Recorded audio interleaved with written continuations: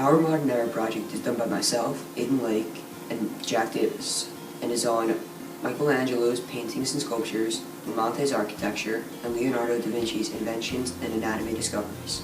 Michelangelo was born on March 6, 1475 in Caprice, Italy. Born in the Renaissance, he was greatly influenced by the changing art themes and even changing some techniques himself. Motherless at 6, he struggled against his father to be apprenticed to Domenico Ghirlandajo as a painter, and later worked for Bartolo di Giovanni, where he discovered his true passion for sculpting instead of painting.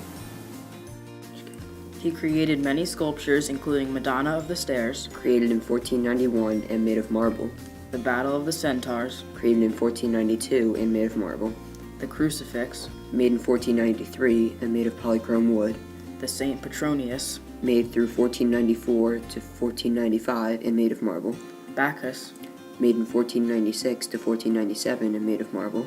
David, Made from 1501 to 1504 and made of marble. Saint Peter, Made from 1503 to 1504 and made of marble. Saint Paul. Made from 1503 to 1504 and made of marble. He also created many paintings, including the wondrous Sistine Chapel ceiling, Created from 1508 to 1512. the Last Judgment, Created from 1534 to 1541 in the Sistine Chapel.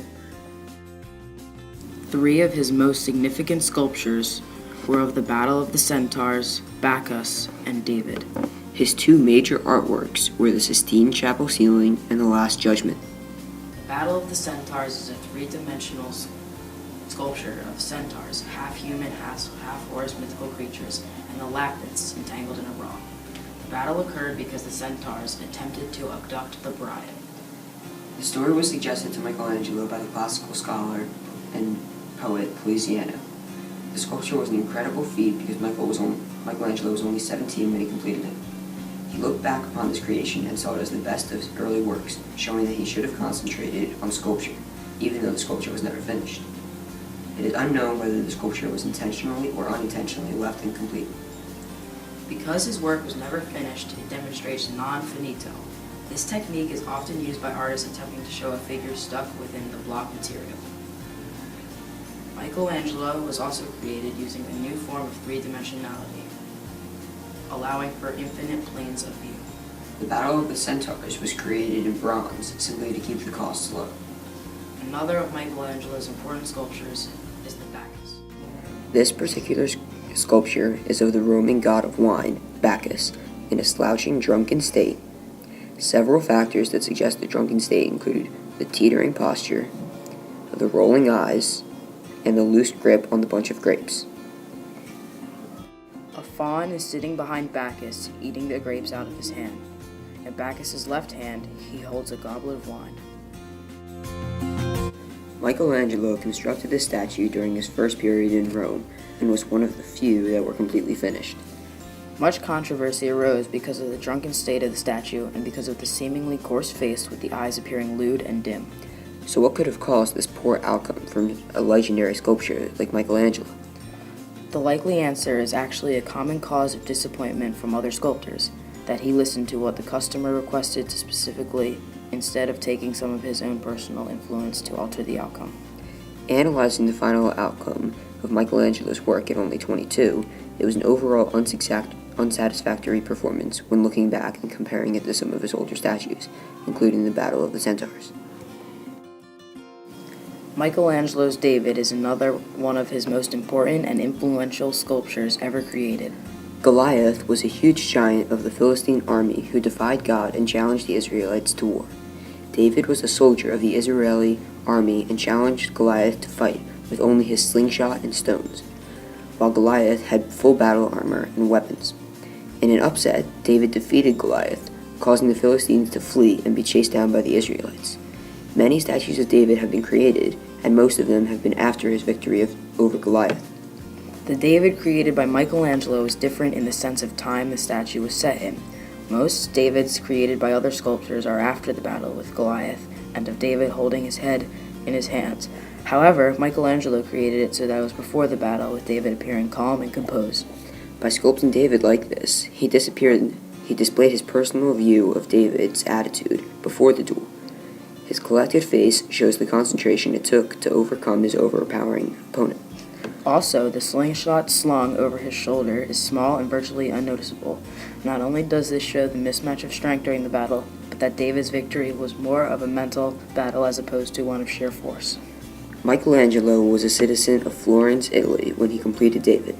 Florence was surrounded by powerful enemies, but all knew the story of David and Goliath, so began questioning the power of Florence when the statue was mounted in the town square. Today, David is located in the Galleria dell'Arcadia in Florence. Michelangelo was not only a sculptor, but a painter as well.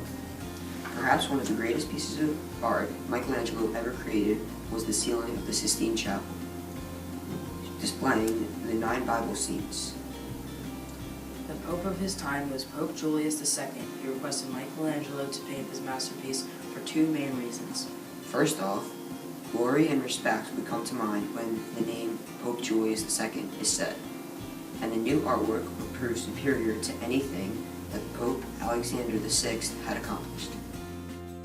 Upon completion of the painting, it was approximately 131 feet long and 43 feet wide, adding up so over 5,000 square feet of painted ceiling. The scenes are known as frescoes, and they contain 9 central panels that show the stories of Genesis. These stories span from the creation to the fall of man, then the flood and rebirth. Upon the sides of the 9 central panels are huge portraits of sibyls and prophets who foretold that the Messiah, or Jesus, was coming. Further to the sides, spandrels and lunettes contain the ancestors of Jesus and the tragedy stories in ancient Israel. All combined, over 300 paintings cover the ceiling. Even though Michelangelo mainly preferred sculpting, he agreed to complete this project because Pope Julius II was stubborn and only Michelangelo was capable of such a task. Being Pope, his power also usually got him what he wanted. A project as immense as the Sistine Chapel ceiling took Michelangelo just over 4 years to complete, spanning July of 1508 to October of 1512. As is to be expected, he faced several setbacks that forced him behind schedule. First off, Pope Julius II was often waging war and once nearly escaped death from terrible illness. If he had died, Michelangelo would not have been paid. Because he knew this, he was discouraged to complete the project and unmotivated. Miserable weather and mold also set him back, as well as a difficult start. Lastly, Michelangelo created the entire painting himself, except for extremely minor sections that he allowed a trusted assistant to complete. However, he was smart and quickly fired those who did the painting pieces in order to prevent them from taking credit. 24 years after his completion of the Sistine Chapel ceiling, Michelangelo added a painting called The Last Judgment from 1534 to 1541 on the altar wall in the same chapel. His style of his new painting had clearly changed since he had constructed the ceiling art, including a different depiction of Jesus, as was now not brown-haired and with huge muscles bulging. Michelangelo showed the praised and blessed humans rising to heaven on the left, and the damned ones are sent down into the purgatory. The angels on the left are also easily carrying the cross to heaven, while those on the right are seen struggling with a column from the villa of Pontius Pilate. During Michelangelo's incredible life, he created over 30 sculptures and numerous paintings. Living a successful life, he died on February 18, 1564. Donato Bramante was born in 1444 in Monte Asdrúvaldo and died in 1514, transferring architecture of the modern era. Because of his magnificent talent, he was the chief architect in Rome. He was quiet during his first 30 years of his life and remained undiscovered, but was influenced by the court of Federico de Montefeltro at Urbino. Bramante is often referred to as the father of the High Renaissance, or the highest point of the Renaissance, and one who restored ancient architecture. Although little is known of his early life, he most likely was trained in Urbino as a painter. Francisco de Giorgio could also have been a large architectural influence on Bramante. Bramante's most important work was his participation in St. Peter's Basilica. In order to get this honor, he successfully won Julius II's competition. Many people worked on the project and Bramante oversaw the construction. Unfortunately, he passed away before the completion of the project, so the responsibility was handed off to Michelangelo and Carlo Maderno. Also, Leonardo da Vinci was a promising man during the early modern era. Da Vinci was born on April 15, 1452, in the village of Vinci in Tuscany, Italy. He lived with and was raised by his father. A child of unearthly beauty, Leonardo excelled in math, music, and art. His greatest desire was to be apprenticed to a painter, a profession which was looked down upon at the time. Eventually, his father was worn down by his son's undeniable talent and took him to Florence to study painting, sculpting, and engineering under the great Andrea del Verrocchio. Leonardo quickly outstripped his master and was admitted to the Florence Painters Guild in 1472. Leonardo was an Italian polymath, having been a scientist, mathematician, engineer, inventor, anatomist, painter, sculptor, architect, botanist, musician, and writer. Da Vinci invented many ideas and many things, including one of the first anemometers in 1483 to 1486. An anemometer measures wind speed. His anemometer had an arched frame with a rectangular piece of wood hanging in the center by a hinge. When the wind blows, it raises the piece of wood inside the arched frame. Printed on the frame would be a scale. By noting the highest point that the wood reached on the scale, a person could measure the speed of the wind. Leonardo also created blueprints for a flying machine designed like a bat with a 33-foot wingspan and a frame made of pine covered in raw silk so it was light but sturdy. The way the flying machine worked was a pilot would lie face down in the center of the invention on a board. To power the wings, the pilot would pedal a crank connected to the rod and pulley system. The machine also had a hand crank for increased energy output and a headpiece for steering. As the busy pilot spins cranks and with his hands and feet, the wings of the machine flap. Unfortunately, the flying machine would have never been able to get off the ground. Da Vinci also tried to create a helicopter or aerial screw to fly. Da Vinci's helicopter measured more than 15 feet in diameter and was made from reed, linen, and wire. It was to be powered by 4 men standing on a central platform turning cranks to rotate the shaft. With enough rotation, Da Vinci believed the invention would lift off the ground. Unfortunately, weight constrictions make the invention unable to take flight. Leonardo also made blueprints for a parachute that he never got to test out, but in the year 2000, a daredevil named Adrian Nichols created a prototype based on Da Vinci's design, and it worked as intended. And Adrian even recorded that it had a smoother ride than the modern parachute. Leonardo also created many war machines, including the 33-barreled organ that could be fired and loaded simultaneously. The weapon featured 33 small caliber guns connected together. The cannons were divided into 3 rows of 11 guns each, all connected to a single revolving platform. Attached to the sides of the platform were large wheels.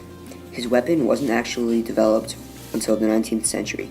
He also created blueprints for an armored tank or car that was capable of moving in any direction and was equipped with a large number of weapons. Da Vinci's vehicle has a number of light cannons arranged on a circular platform with wheels that allow for 360-degree range. The platform is covered by a large protective cover reinforced with metal plates, which was to be slanted to better deflect enemy fire. There is a sighting turret on top of the coordinate firing of the cannons and the steering of the vehicle. The motion of the machine was to be powered by 8 men inside the tank who would constantly turn cranks to spin the wheels. Despite its elaborate design, Da Vinci's tank has a major flaw. The power and cranks went in the opposite directions. This made forward motion impossible.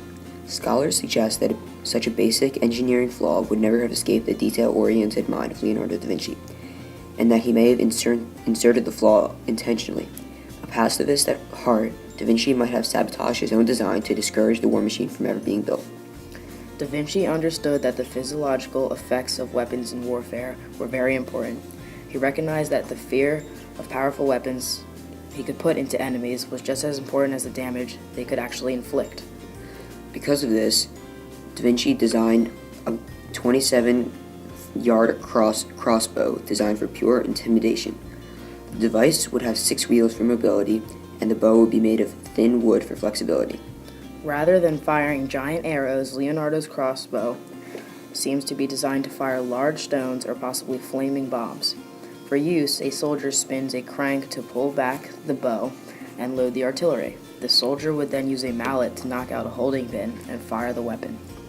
Leonardo believed that mobility was crucial to victory on the battlefield, so he created a fast and light weapon that could do a lot of damage on the battlefield, known as the triple-barrel cannon. The design featured 3 thin cannons that would be front-loaded and adjustable in height. Unlike a traditional cannon, where one shot would be fired before reloading, Da Vinci's cannon allowed soldiers to load 3 shots at once, enabling them to fire more frequently. The lighter weight and large wheels allowed the gun carriage to be moved around to different areas during battle. It is also important that while gunpowder was in its infancy during the 15th century, Leonardo used it frequently in his designs, predicting its eventual emergence as the weapon of choice in later centuries. Da Vinci also created a self-propelled cart that many believed to be the first robot. Leonardo's cart was powered by coiled springs, and it was also featured steering and brake capabilities. When the brake was released, the car would propel forward, and the steering was programmable to go either straight or at preset angles. Da Vinci's cart design was so ahead of its time that its exact workings baffled scholars until the late 20th century. But in 2006, Italy's Institute and Museum of History and Science of Florence built a working model based on Da Vinci's design, and to the surprise of many, the cart actually worked. Leonardo invented a revolving bridge for Duke Sforza.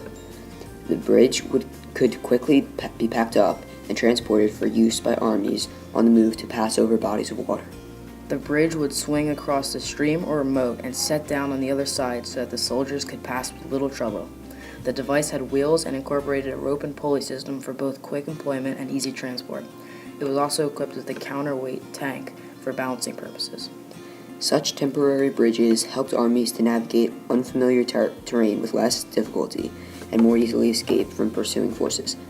They also provided armies with what Da Vinci believed was one of the most important aspects of warfare: mobility.